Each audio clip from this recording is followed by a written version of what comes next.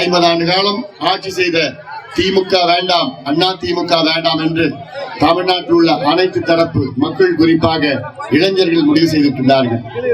ஆக இளைஞர்கள் முடிவு செய்தால் அவர்களை யாராலும் மாற்ற முடியாது.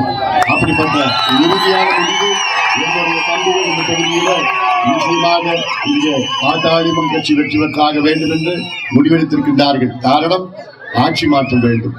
50 ஆண்டுகள் ஆட்சி செய்த திமுக, அண்ணா திமுக நினைத்து பாருங்கள். 5 முறை கலைஞர் முதலமைச்சர், 5 முறை ஜெயலலிதா முதலமைச்சர். போதாதா?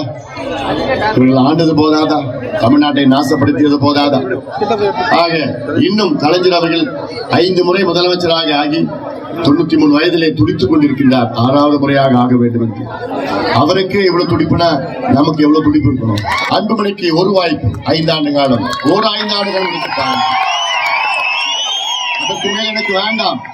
5 ஆண்டு காலம். 5 ஆண்டு காலத்திலே திமுக, அண்ணா திமுக 50 ஆண்டு காலத்தில் செய்யாததே நான் 5 ஆண்டு காலத்திலே செய்து முடிப்பேன். உங்களுக்கு எவ்வளவு காலமா நம்ம பிச்சைக்காரனா இருக்க போறோம்? பிச்சை எடுக்க போறோம். ஐயா கிரைண்டர் கொடுங்க, மிக்சி கொடுங்க, ஆட்டுக்குட்டி கொடுங்க, ஃபேன் கொடுங்க, காலி கொடுங்க, பாத்திரம் கொடுங்க, கரும்பு கொடுங்க, எல்லாம் போதும். நம்ம கௌரவமா சுயமரியாதையோட நான் உங்களை அத்தனை பேரும் நான் வாழ வைக்க போறேன். அதனால இலவச பொருள் கொடுத்து ஒரு சோம்பேறியாக்கி, பிச்சைக்காரனாக்கி, சாராயத்தை கொடுத்து குடிகாரனாக்கி திமுக, அண்ணா திமுக ஒதுக்குங்க. 2 கட்சியும் வேண்டாம். இவங்களால தமிழ்நாடு இனி எந்த நன்மையும் தமிழ்நாடு வரப்போறது கிடையாது. 45 ஆண்டு காலம் சாராயம் பெற்ற தமிழ்நாடு இன்னும் 20 நாட்களில் அந்த சாராயத்தை ஒழிக்கிற இருக்கிறது பாட்டாளி மக்கள் கட்சி. சாராயத்தை தமிழ்நாட்டில் கொண்டு வந்து ஆறாக ஓட்டுனது யாரு? கருணாநிதி தான் ஓட்டுனது.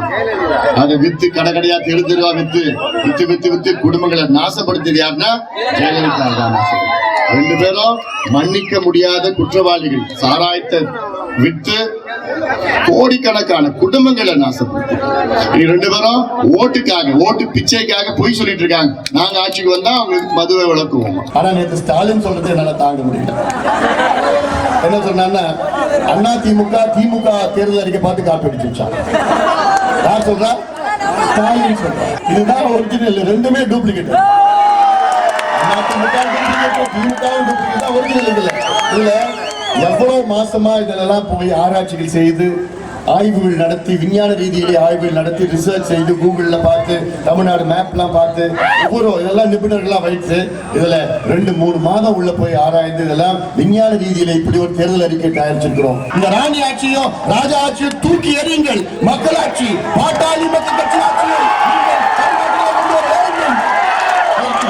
வெற்றி பெற்றாக வேண்டும். சாதாரண வெற்றி கிடையாதுங்க.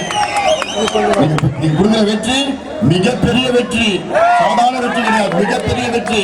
நடிகர்கள் ஆனது போதும், இனி படித்தவர்கள் ஆளட்டும். ஆக்டர் வேண்டாம், டாக்டர் வேண்டும். விவசாயிகள் என்னுடைய கடவுளா நான் பார்க்கிறேன். சோறு போடுற கடவுள் விவசாயிகளுக்கு தமிழ் பட்ஜெட்டா போடுவேன். விவசாயத்துக்கு 3 அமைச்சர்கள், வேளாண் துறை, தோட்டக்கலைத்துறை, நீர் மேலாண்மை துறை அமைச்சர். நீர் மேலாண்மை துறைக்கு 50,000 கோடி ரூபாய் நிதி ஒதுக்கீடு அடுத்த 5 ஆண்டு காலத்தில். தமிழ்நாட்டில் 17 ஆறுகள் ஓடுது. அத்தனை ஆறுகளிலும் ஒவ்வொரு 5 கிலோமீட்டரிலும் தடுப்பணைகளை நான் கட்டுவேன் அடுத்த 20 ஆண்டு காலம். விவசாயிகள் விலை நிர்ணயம், விவசாயிகள் செய்கின்ற ஃபார்மர்ஸ் இன்கம் கமிஷன், வேளாண் ஊதிய குழு. கரும்புக்கு 4,000 ரூபாய் ஒரு டன்னுக்கு நம்ம கொடுக்க போறோம். நெல்லுக்கு 2,200 ரூபாய் கொடுக்க போறோம். எல்லாத்துக்கும் மேலாக விவசாயிகளுடைய பயிர்க்கடனை தள்ளுபடி செய்ய போகிறோம். பயிர்க்கடனை தள்ளுபடி. இந்த பகுதியில் உள்ள கரும்பு நிலுவைத் தொகை இருக்கிறது 1200 கோடி ரூபாய் மொத்தம் தமிழ்நாட்டில் இருக்கு. அத்தனையும் இந்த உளுந்தூர்பேட்டையில மட்டும் கிட்டத்தட்ட 40 கோடி ரூபாய் பாக்கி கரும்பு நிலுவைத் தொகை மில்லில் இருக்கு. இதை ஆட்சிக்கு வந்து 3 மாத காலத்திற்குள் உங்கள் அத்தனையும் இதெல்லாம் நான் நிறைவேற்றி விடுவேன்.